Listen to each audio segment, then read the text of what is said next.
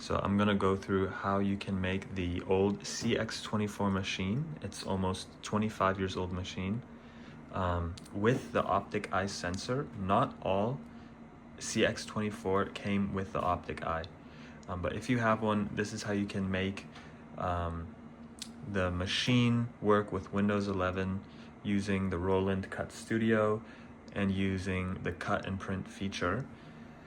So what you need, there's some preparation. So what you need to get, you need to buy a serial to USB cable, but it's very important that you get one that says FTDI, which is the chip inside, okay?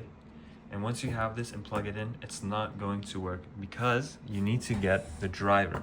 So you will get the drivers on the FTDI chip website. Okay, you can search it. There's gonna be a code stamped on the cable itself. You can look it up.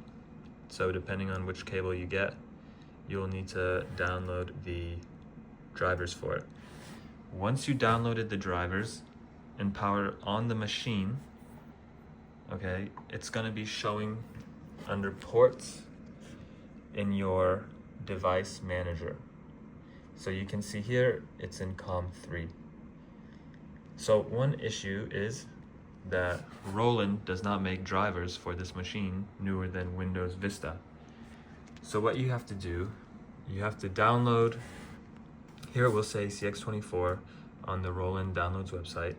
You'll download the Windows, whichever Windows you're using driver, right? And when you open that, we just scroll down to setup. So you're gonna see here, you wanna press install, and you're gonna choose GX24, okay? And when the port, you're going to select, in my case, COM3, because in the device manager, that is the port that my serial to USB cable assigned itself to. So once you do that, you install it, restart your computer, you're now going to have connection to the cutter. So if we open CutStudio, which you should have already installed, it's free. So how do we cut and print? So we're gonna start just by going here, file to print and cut. Okay, print and cut, not cut and print. You'll see that this is now my area. It's really small, and I'm just printing on an A4. So I'm actually going to go to cutting setup, and you'll see that we can't change any of these settings. That's because the software cannot speak directly with this machine, but that's okay because we can change all the settings in the machine itself. I'm just going to go here in the properties, and I'm going to change it to an A4 size sheet, which is what I'm using. This is just so that it's cleaner looking, and make sure that you have rotate off in all your settings. This is just going to resize this workspace so that it's cleaner. So you'll see we got the alignment marks. So what's important to do is when you go in your printing setup, okay, you'll see you'll have these parameters here of the crop marks, 170 by 210. That's the distance between the center point of these crop marks and these crop marks. So what you need to do is you need to go to your machine, okay, and you're gonna want to move the cursor to select, so you can switch by pressing menu, and then you just scroll. So you'll want to make sure crop mark is set to auto, base X and base Y. Basically that's the distance, the radius of the crop marks. So the radius should be 10 millimeters, so we're going to set this to 5 millimeters. It should be by default 5. And here in the width, you're going to put in these parameters of your crop marks. So we have 170, and I've already put that in, 170. And then the length, we have 210. So it's very important that you have that set up so that the machine knows the aspect ratio that it needs to cut. So I'll just switch that over to roll. It's not that important. And now we can set up. All right, so I'm just gonna go with this Showa logo, and we're gonna right click and image outline. This is the same as if you're cutting anything else, right? And then we're just going to print that out of our printer. Right, so we printed the design.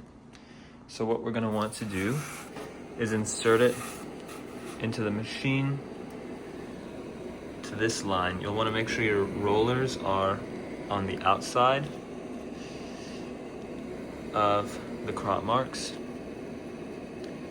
And the closer they are to the rollers, you know, like this is about perfect, the machine will have an easier time finding it. And you'll want to make sure you don't have too much light pollution in your room because the laser has some difficulties reading sometimes. We flip up the brake and then we press roll. It doesn't matter that it's not a roll. Alright, so it's measuring and now the laser will detect the crop marks.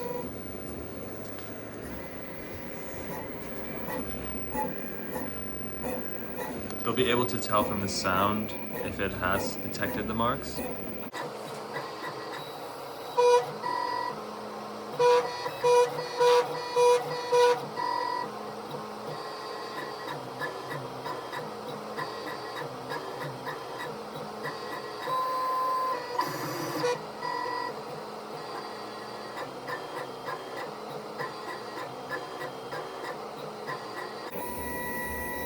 Alright, so it's finished. It's going to say alignment set or something like that, and then it switches to setup. Here you can change the settings. I'm not going to change the settings, but if you need to change something, you do it here on the machine. Alright? You do not start it from here. You actually will start it by going cutting and hitting OK. And it will start on its own.